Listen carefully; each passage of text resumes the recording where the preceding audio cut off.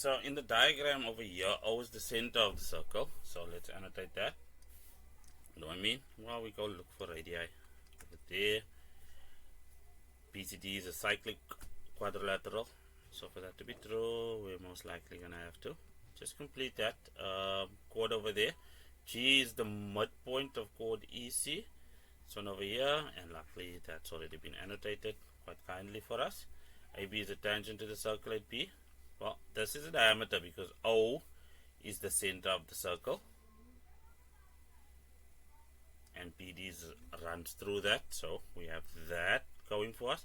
And then of course, because from O to G, we were told that G bisects this chord, which means it's the midpoint. So line from center of circle to center of chord is perpendicular on that chord, of course. And then we are told that GD is to OG in the ratio 3:2, and then ED is equal to 2 units. So let's transfer that onto our little working diagram over here.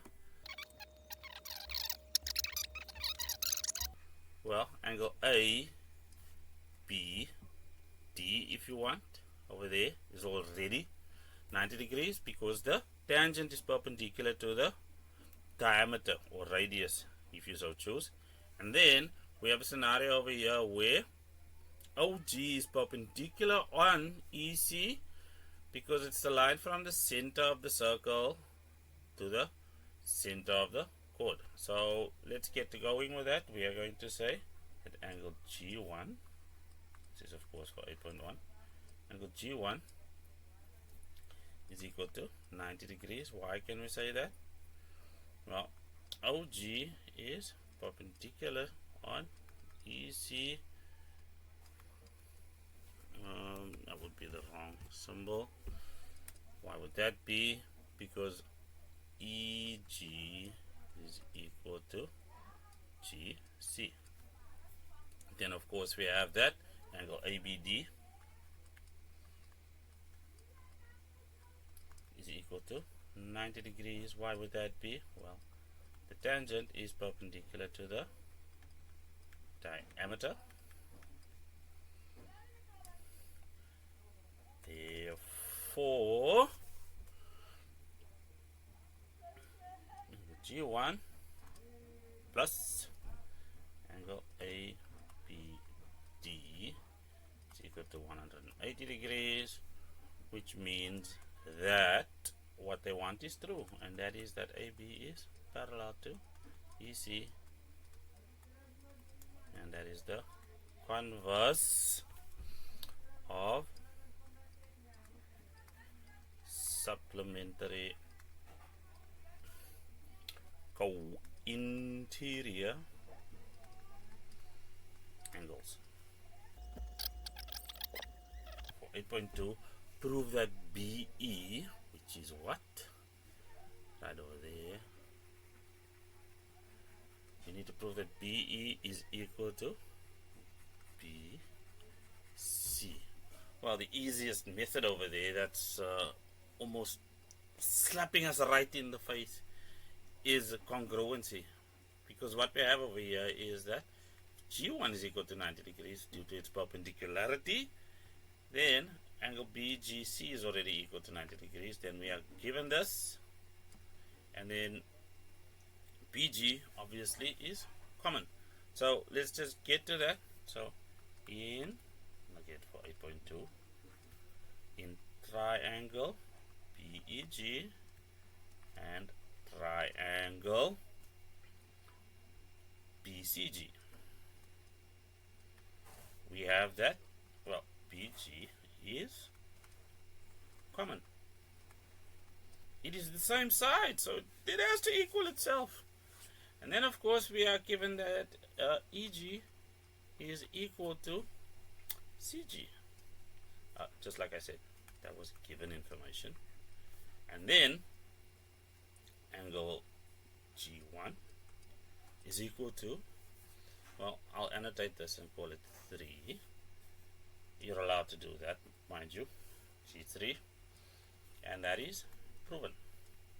We proved that in the previous sum.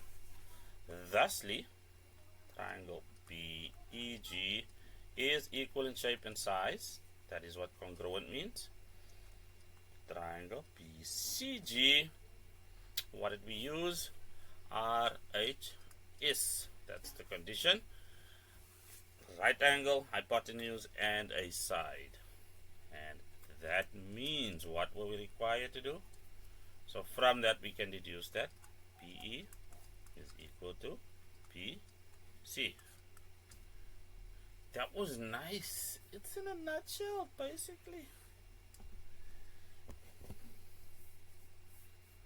So we move on to 8.3. If it is further given that if O is parallel to EC, well, those arrows can't be there for nothing. So let's just do that. Remember, we did prove this in 8.1. Determine the ratio of EF is to FA. And I think we need to just tidy up things over here. We have a 2K over here, 3K. Now that's a radius. Now this is a radius over here, so we can confidently state that OB is 5K.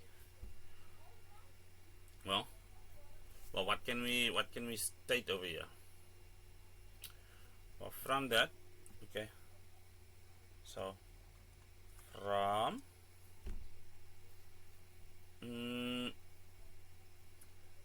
OG over GD being equal to 2K over 3K.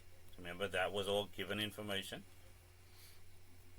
We can then deduce that OG over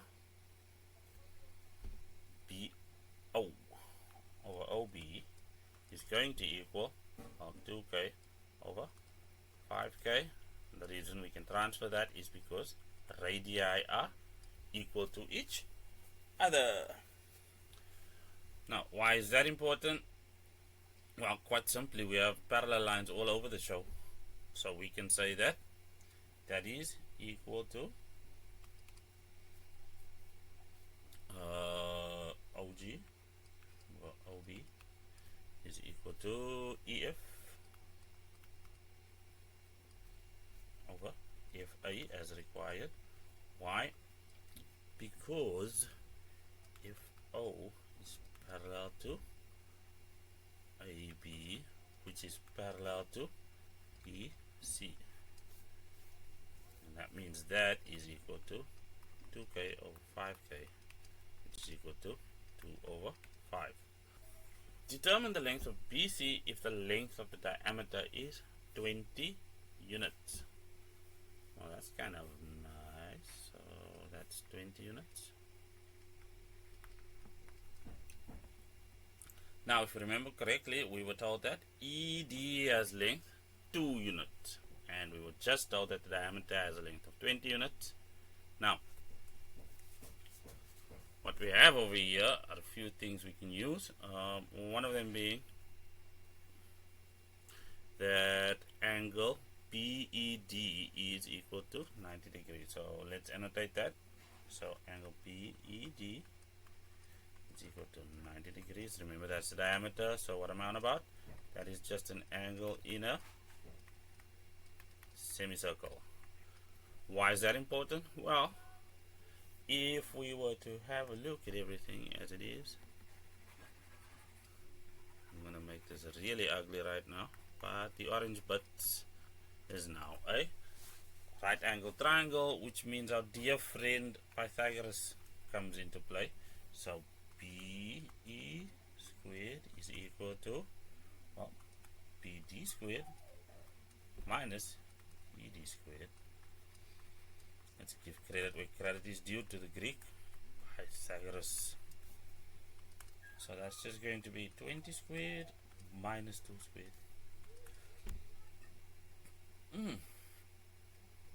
So that's 384. My calculator works.